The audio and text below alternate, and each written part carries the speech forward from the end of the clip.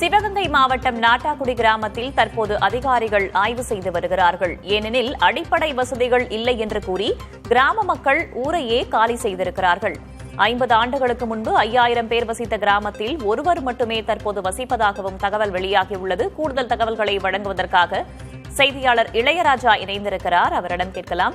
இளையராஜா, மக்கள் அந்த ஊரை காலி செய்து செல்வதற்கு என்ன காரணமாக சொல்லப்படுகிறது? அதிகாரிகள் யாரேனும் பேச்சுவார்த்தை நடத்தியிருந்தார்களா மக்களிடம் முன்னதாக?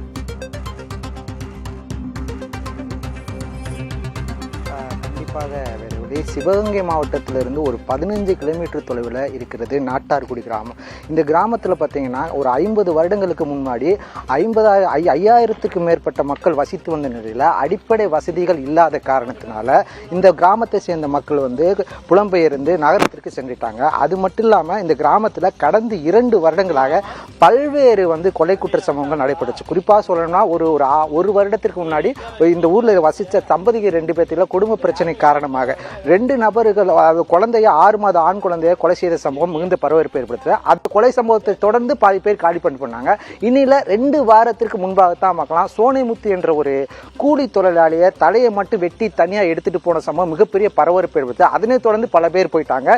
இந்த கிராமத்தில் வீடுகள் பார்த்தீங்கன்னா இப்போ வரைக்கும் பார்த்தீங்கன்னா நீங்கள் காட்சிகளில் லட்சுமணன் காட்டிகள காட்சிகளை பார்க்கலாம். ஒரு 50க்கும் மேற்பட்ட வீடுகள் இருக்கு.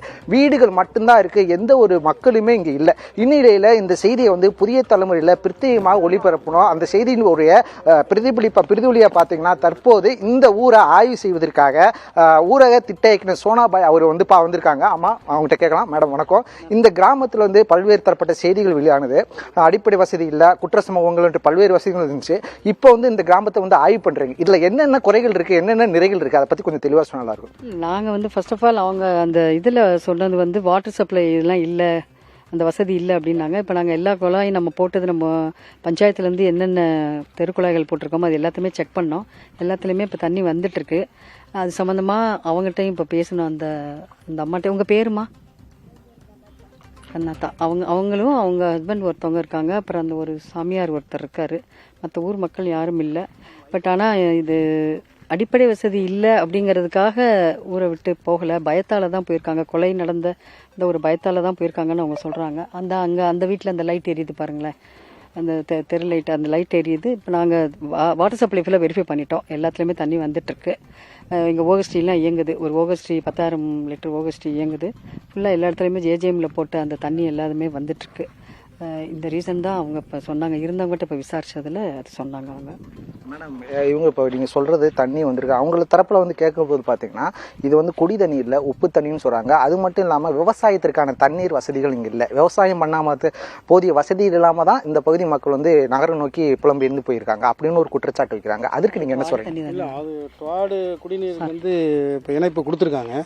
அது பம்பிங் டெஸ்டிங்கில் இருக்குது. அது அப்போ ஆகஸ்ட் மாதம் செப்டம்பரில் அது பம்பிங் வந்துட்டோன்னா டுவாடு காவேரி கூட்டுறதுலேருந்து தண்ணி வந்துடும். ஆட்டோமேட்டிக்காக நம்ம போட்டிருக்க எக்ஸிஸ்டிங் டேப்லேயே வந்துடும். அது நம்ம பிரச்சனை இல்லை. அது தண்ணி இப்போ இருக்க தண்ணியுமே ஒன்றும் உங்களுக்கு பயன்படுத்த முடியாத அளவுக்கு இல்லை, நல்ல தண்ணியாக தான் இருக்குது. நார்மலாக எல்லா இடங்களும் இருக்க மாதிரி கொஞ்சம் லேசாக சோடு தண்ணியாக இருக்குது. அது இருக்குது. இவங்களுக்கு ஏற்கனவே ஒரு ஆர்ஓ பிளான்ட் ஒன்று போட்டு கொடுத்துருக்காங்க. அது யார் மக்கள் பயன்படுத்துறதுனால அந்த ஆர்ஓ பிளான்ட் ரிப்பேராக போயிருக்கு. இப்போ மக்கள் வரும் பட்சத்தில் நம்ம புதுசாகவே இன்னொரு ஆர்ஓ பிளான்ட் போட்டு கொடுத்துருவோம். அது ஒன்றும் பிரச்சனை இல்லை. ரோடு வசதி பார்த்தீங்கன்னா நல்ல மெயின் ரோட்லேருந்து தார் ரோடு இருக்குது. உள்ளே வர்றதுக்கு போகிறது தார் ரோடு இருக்குது. உள்ளுக்குள்ளேயும் சிமெண்ட் பார்த்தீங்கன்னா சிமெண்ட் ரோடு போட்டிருக்கோம். உள்ளேயும் சிமெண்ட் வீதி பூரா சிமெண்ட் ரோடு போட்டோம். வீட்டுக்கு வீடு 54 கூட 34 வீட்டுக்கு டேப் கனெக்ஷன் நேரடியாகவே கொடுத்துருக்கோம். மீதி பப்ளிக் டேப்பாக வச்சுருக்கோம். ஆனால் தண்ணி வசதியும் நல்லா இருக்குது. இங்கே உள்ள கிரவுண்ட் வாட்டர் சோர்ஸை வச்சு இங்கே நல்லா கொடுத்துருக்கோம். ப்ளஸ் காவேரி குடிநீர் திட்டமும் டெஸ்டிங்கில் இருக்குது. அது அது எல்லா இடமும் பொதுவாக மாவட்டமாகவே டெஸ்டிங்கில் இருக்கனால அது மாவட்டத்துக்கு மொத்தமாக வரும்போது இங்கேயும் வந்துடும். லைட்டு எல்லா போர்ட்லையுமே லைட்டு மாட்டி விட்ருக்கோம். லைட்டு இது என்ன பிரச்சனைனா தொடர்ந்து இதை பராமரிக்கிறதுக்கு இங்கே ஆள் இல்லை. இப்போ ஸ்ட்ரீட் லைட்டு பார்த்தீங்கன்னா டெய்லி போடணும். டெய்லி போட்டால் போடலைன்னா அது லைட்டு திரும்ப 10 நாட்கள் சுவிட்ச் போட்டால் எரியாது. அது டெய்லி போட்டு ஆஃப் பண்ணுறதுக்கு இங்கே ஆள் இல்லை. ஓஎஸ்டியை திறந்து விடுறதுக்கு இங்கே ஆள் இல்லை. அதனால் அது அப்படியே தம்பாகி போடுது. மற்றபடி எல்லா நல்ல கண்டிஷனில் இருக்குது. இப்போ நேற்று நாங்கள் எல்லாமே இப்போ ஓப்பன் பண்ணி க்ளீன் பண்ணுறோம். எல்லா தண்ணியும் வருது. அந்த மாதிரி தொடர்ந்து பராமரிக்கக்கூடிய சூழ்நிலை இங்கே கிராமத்தில் ஆள் இல்லாதனால இந்த கிராமத்தில் எல்லா வசதியும் இருக்குங்க, ரெடி பண்ணி தரீங்க. இனிமேல் காவேரி கூட்டு குடிநீர் வரும்னு சொல்றீங்க. ஆனா இதற்கு முன்னாடி பாத்தீங்கன்னா இவ்வளவு பேர் வெளியே போறதுக்கான முக்கிய ரீசன் எல்லாமே இருக்குன்றீங்க. அப்ப இதற்கு இந்த மக்கள் வெளியே போறாங்க. இந்த கொலை தான் ஏற்கனவே நடந்த கொலையினால ஒரு பாதி பேர் வெளியில் போயிட்டாங்க. எங்கே என்ன போயிருக்காங்கன்னா சிவகங்கையில் வாழ்வார தேடி அங்கே போய் வீடு எடுத்து அங்கே தொழில் வேலைக்கு செஞ்சுட்டு இருக்காங்க. அதே மாதிரி இங்கிட்ட படமாக இங்கிட்ட இந்த பக்கத்து ஊர்லேயும் போய் தொழில் பண்ணி வேலைக்கு போயிட்டு இருக்காங்க. இப்போ இங்கே வந்து இப்போ நேற்று பார்த்தீங்கன்னா ஒரு 10 பேர் வந்தாங்க, வந்து இருந்துட்டு வீட்டை பார்த்துட்டு போனேன்னு வந்தாங்க. அது மாதிரி வந்து பார்த்துட்டு போகிறாங்களே ஒழிய இங்கே நிரந்தரமாக இருக்கிறதுக்கு அவங்களுக்கு வாழ்வாதார சோர்ஸ் வந்து நீங்கள் சொல்கிற மாதிரி இப்போ பூரா கருவல் கடை இருக்குது. நிலம் யாரும் விவசாயம் பண்ணாதனாலையும் ஒரு காரணம் இருக்குது. போனவங்க வந்து தொழில் நோக்கி தான் போயிருக்காங்களே ஒழிய வீடு வாசலாம் பக்காவாக பத்திரப்படுத்திருக்காங்க. எல்லா வீடு ஜாமான் பக்காவாக இருக்குது. வர்றாங்க, வீட்டை திறக்கிறாங்க, பார்க்குறாங்க, போகிறாங்க. ஊரை புறக்கணிச்சிட்டு யாரும் போகல. இப்போதைக்கு போய் அங்கே தொழில்துறை பாதுகாப்புலேருந்து வெளியில் இருக்காங்க ஒழிய ஊரை புறக்கணிச்சிட்டு யாரும் போகல. உதவி செயலாளர் அருண் பிரகாஷ் சொல்றது பாத்தீங்கன்னா ஊர்ல இருந்து எல்லாரும் வந்துகிட்டு இருக்காங்க, ஆனா பார்த்துட்டு வெளியூருக்கு போயிட்டு இருக்காங்கன்னு சொல்றாங்க. இந்நிலையில இந்த ஊர்ல ஒரே ஒரு ஆளு வசிச்சு வரதா சொல்லி செய்திகள் வந்த நிலையில இந்த ஊர்ல வசித்து வந்த தங்கராஜ் அவர்கிட்ட கேட்கிறோம். ஐயா வணக்கம், அதிகாரிகள் வந்து பார்த்துட்டு போயிருக்காங்க, அவங்க சொல்ற ரீசன்லாம் நீங்க பக்கத்துல இருந்து கேட்டிருக்கீங்க, அவங்க சொல்றதுக்கு நீங்க என்ன சொல்றீங்க? வணக்கம். அரசு எப்பவுமே நம்மளுடைய அச்சாணி சரியாகத்தான் வண்டி ஓடுது, தேர் நல்லா தான் இருக்குன்னு சொல்லுவாங்க. அந்த ஓட்டுறவர் சொன்னா தான் தெரியும் இந்த வண்டி சரியா இருக்கா இல்லையான்னு. அப்ப நான் வாழ்வாரங்க வந்து நாங்க வசிச்சு வாழ்றோம்.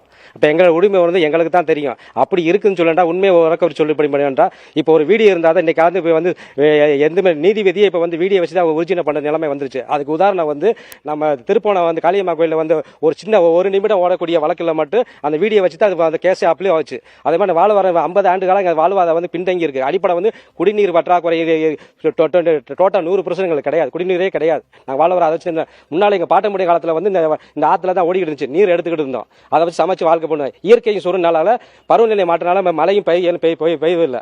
அதனால இப்போ நீரும் வற்றா குறைஞ்சு போச்சு. இதனால அடுக்கு மேல அவங்க நியாயப்படுத்தினாலும் தங்கத்தை உரச தங்கம் வரும், ஆனா வைரத்தை மட்டும் தான் பட்டத்திட்டா மட்டும் வரும். அப்ப நாங்கள் வைரக்கலா ஜொலிக்கணும்னா இந்த அரசு தான் மேல எங்களை கொண்டு வரணும். இதுதான் உண்மையான ரியாலிட்டி. உண்மை எப்படி நீங்க நேரத்தில் எங்களை நீங்க எப்படி தேடி வந்தீங்க சொல்லுங்க. இன்னைக்கு அதிகாரி எப்படி தேடி வந்தீங்க?